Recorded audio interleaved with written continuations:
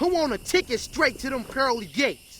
I was so caught up in Heihachi Mishima's reveal that I completely forgot that Lidia's update is today. For everyone who bought the deluxe edition, the ultimate editions, you get the characters 72 hours early. If you didn't buy that and if you just want the character itself, you will have to wait until I believe like the 25th, which is not that bad. With the release of Lidia, we also could see her character panels. There's 4 of them. These character panels are made by the same people who made all of the individual character panels for all the other characters. Now the next thing that I want to tell you guys about is the skins. Now I still don't like skins. I still don't think we should be paying $4 or $5 for each individual skin. We have to give credit to 2 people before we dive into that. Tekken Warehouse and Shoots Thinking Man.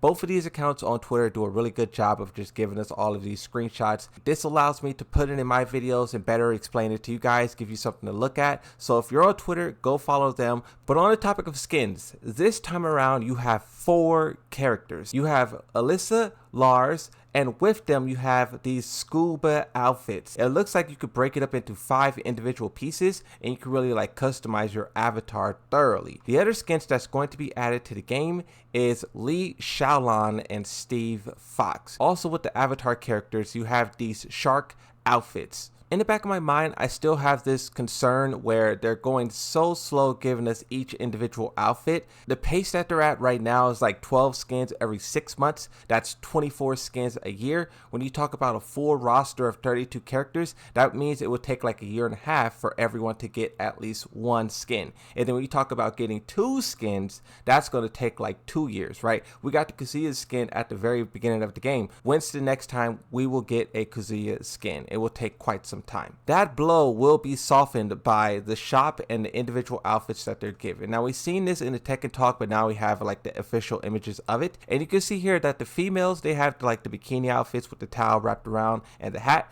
and then the male characters, they have the unbuttoned shirt, the swim trunks, and the glasses and hat. Even though these do look pretty cool, it's sad to see that we are losing so much character expression, character individuality. If you go back to past Tekken games, every character had their own unique outfit. Even the female characters would have different types of bikinis, but now everything is kind of being like copy and paste, and every character is kind of having the same thing. And when you look at the characters themselves, the models, all of the male characters have the same exact model type. The only difference is the scars, the skin color, tattoos, and the same thing goes for the female characters. So they really are like simpling down the characters as much as possible so that these skins can be applied to every single character. In terms of the Battle Pass, this time around, it looks so much better than the Battle Pass 1. This shows that complaining about stuff actually makes a difference. One thing that I also want to note and really stress about the Battle Pass as well, if you buy it and you complete it, 100% complete it, you will get your money back, and you can then use that to invest it into the next Battle Pass, or if you want a skin. So you can kind of double dip there, and I really want to stress that you guys make sure you complete it. They also made it easier to complete this time around because I guess a lot of people didn't finish the first Battle Pass. So definitely you want to do that to make sure you can get your money back. Another thing that they announced, and this was more so at EVO, but we have the official art for it as well, is the Chipotle King Challenge. In the Tekken Lounge, kind of to the back right, you will find this king throwing off fireworks. You beat his ghost, which is basically really easy, right? And then you get 4 more free customization. So you definitely want to do that as well. With this update, we're also getting the release of the brand new stage, Seaside Resort. As we've seen in the Heihachi trailer, this also will play a role into the story. So this stage is going to be more important than we thought, but it also looks incredible. And the music sounds amazing. You guys can now work out to the song, driving around the car to the song, and if you want,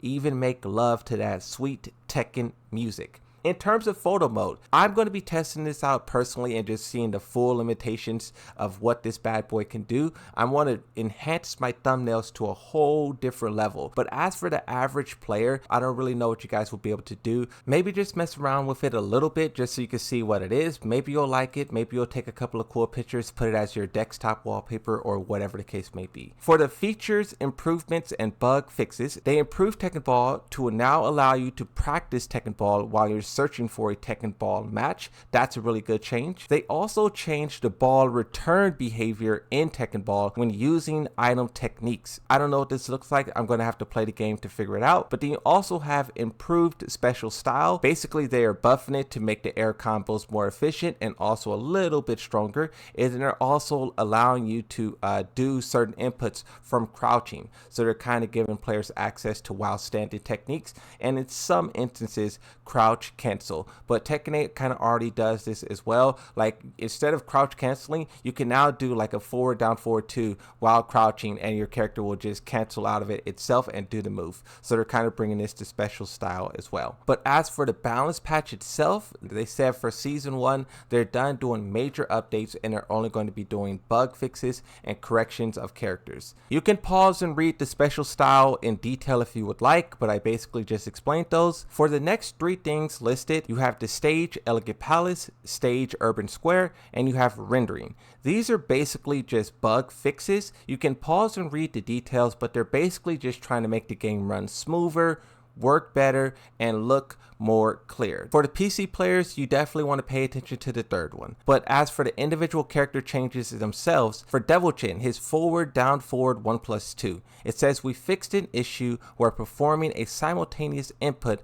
of down and 1+2 during rage arts caused the rage arts to activate unintentionally. So that's a really good change. For Jack 8, this is a buff. It says in version 1.05, due to the damage scaling of throws that can trigger a stage gimmick, there was an unintended issue where the damage scaling was applied incorrectly even when the throw succeeded in a position unrelated to the wall. This has been corrected. So that's a little bug fix there. For Kazuya, his forward down forward 1+2, they did the same thing they did with Devil Chin, where they made it to where that move will not trigger a rage art. King, for his quarter circle backwards 1+2, they reduced the opponent's recovery time by 6 frames to prevent the unintended follow-up attacks. However, due to the adjustments, there were instances where King was unable to block wake-up low kicks from certain characters. To address this, we increased the distance between the opponent and the player after a throw. This is not listed as a buff, but it's definitely going to make King a little bit stronger, really just more safer. The final character here is Paul Phoenix, and this is a nerf.